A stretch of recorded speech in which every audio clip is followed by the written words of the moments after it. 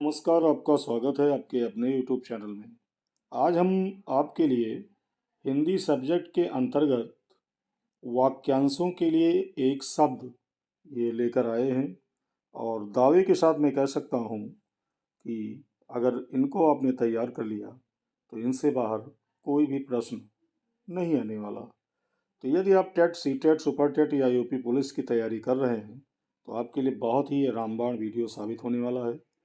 तो वीडियो शुरू करें उससे पहले यदि आप चैनल पर नए हैं तो चैनल को सब्सक्राइब अवश्य कर लीजिएगा ताकि मेरे वीडियो के नोटिफिकेशन आप तक बिना रुकावट पहुंचते रहें।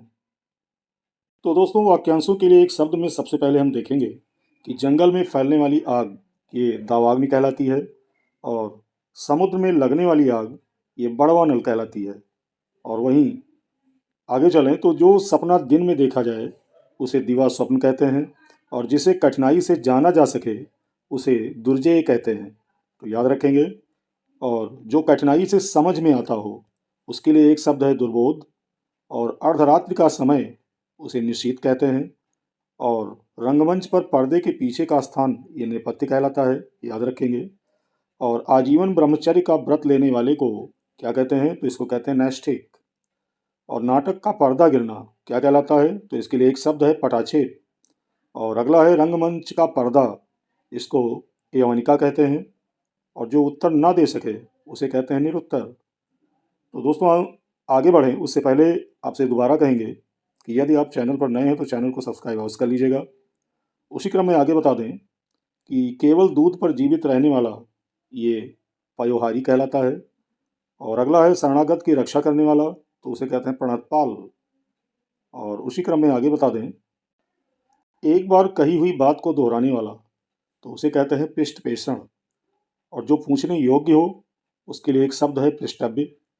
प्रमाण द्वारा सिद्ध करने योग्य उसको कहते हैं प्रमेय। और रात का भोजन तो उसको ब्यालू या रात्रिभोज कहते हैं, याद रखेंगे। और जिसकी आंखें मगर जैसी हो तो उसके लिए एक शब्द है मकराक्ष। और जिस स्त्री की आंखें मछली के समान हो उसके लिए एक शब्द है मीनाक्षी।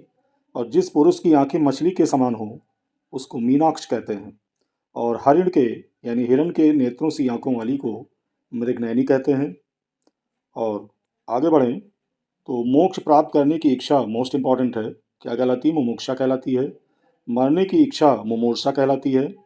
और युद्ध करने की इच्छा के लिए एक शब्द है युयुत्सा, याद रखेंगे। और सृजन करने की इच्छा ये कहलाती है शिक्षा।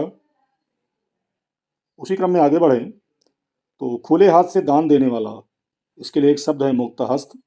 और माता की हत्या करने वाला मातृहंता कहलाता है। और जिसने मृत्यु को जीत लिया हो उसके लिए एक शब्द है मृत्युंजय। और उसी क्रम में आगे बढ़ें तो अगला है वो कन्या जिसका विवाह करने का वचन दे दिया गया हो, तो उसको कहते हैं वाग्दत्ता। और व्याकरण का ज्ञाता उसके लिए एक शब्द है वैयाकरण। तो उम्मीद करते हैं वीडियो अच्छा लग रहा होगा। अच्छा लग रहा है तो लाइक कर दीजिए और अपने विचारों को कमेंट द्वारा अवश्य बताइए। उसी क्रम में अगला है शत्रु का नाश करने वाला, उसके लिए एक शब्द है शत्रुघ्न। जिसका कोई आदि और अंत ना हो उसके लिए एक शब्द है शाश्वत। जो सब कुछ जानता हो उसके लिए एक शब्द है सर्वज्ञ। और सब कुछ पाने वाला सर्वलब्ध कहलाता है। और आगे बढ़ें तो जो गुप्त रूप से निवास करता हो उसके लिए एक शब्द है छद्मवासी। और दिन और रात के बीच का समय इसके लिए एक शब्द है गोधूल बेला।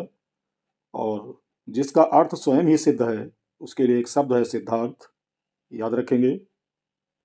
उसी क्रम में अगला है कि वो व्यक्ति जिसका ज्ञान अपने ही स्थान तक सीमित है उसके लिए एक शब्द है कूपमंडूक, याद रखेंगे। उसको कहते हैं कूपमंडूक। और भोजन करने के बाद का बचा हुआ अन्न या जूठन उसके लिए एक शब्द है उच्चिष्ट, याद रखेंगे। उसी क्रम में अगला है जिसे सूंघा ना जा सके उसके लिए एक शब्द है आग्रह। और वो कवि जो तत्काल कविता कर सके उसको कहते हैं आसु कवि। और जिसका कोई शत्रु ना जन्मा हो उसके लिए एक शब्द है अजात शत्रु।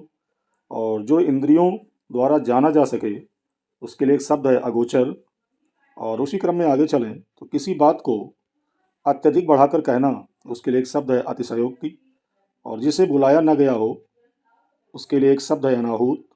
और जो सबके मन की बात जानता हो उसके लिए एक शब्द है अंतर्यामी। और जो मापा ना जा सके उसे अपरिमेय कहते हैं, याद रखेंगे। और किसी वस्तु को प्राप्त करने की तीव्र इच्छा, ये अभीप्सा कहलाती है। और आवश्यकता से अधिक धन का ग्रहण न करना, उसके लिए एक शब्द है अपरिग्रह। तो ये 50 आपके वाक्यांश थे जिनके जो एक शब्द हैं वो आपने सीखा। वीडियो कैसा लगा कमेंट करके अवश्य बताइएगा। और आगे भी चाहते हैं कि इसी तरह के महत्वपूर्ण वीडियो आपको मिलते रहें तो चैनल को सब्सक्राइब अवश्य कर लीजिएगा। बहुत बहुत धन्यवाद।